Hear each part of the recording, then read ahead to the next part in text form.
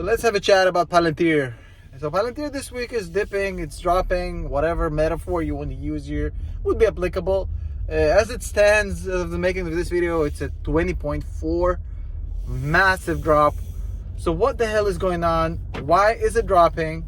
And was I wrong about Palantir? And is this the end of the whole Palantir thesis? And is this basically admission of a mistake, right? So first of all, why Palantir is dropping?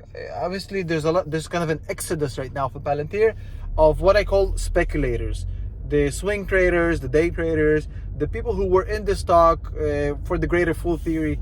They were in this because it was trendy, because it was fashionable, because it was extremely volatile. So they're leaving because there's better money to be made short term in swing trading different cryptocurrencies.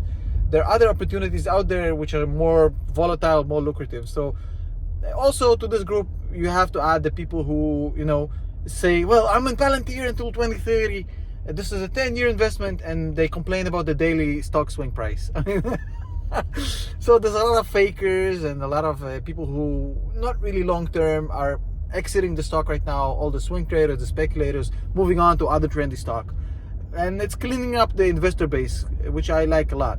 Also, it creates a pricing opportunity to get it quite cheap at $20.50.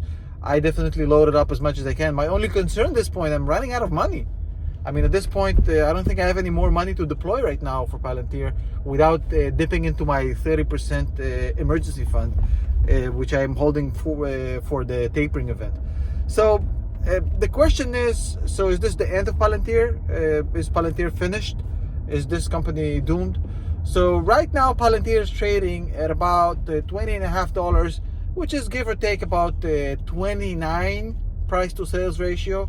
Just to give an example of a comparable price to sale ratio of similar companies like CrowdStrike, I believe it's like 53.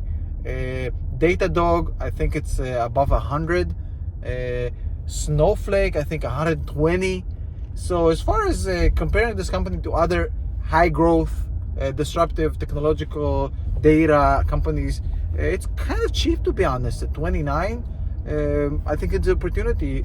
I definitely don't think it's done. If you look at their financials, I mean, they're cash flow positive. Free cash flow last quarter was $200 million. They grew significantly, expected to still grow at about 40% next year. They're adding commercial clients, they're adding government clients. Fundamentally, this company is doing better than ever. So yeah. The other thing is for the swing traders, I think they're selling it a little bit early because Alex Karp is basically done selling right now. So he's finished with the batch of options that he exercised from 10 years ago, which means he doesn't need to sell anymore to buy more options. He doesn't exercise anymore. So that is also going to push the price a little bit forward or upwards in the short term, not that I care.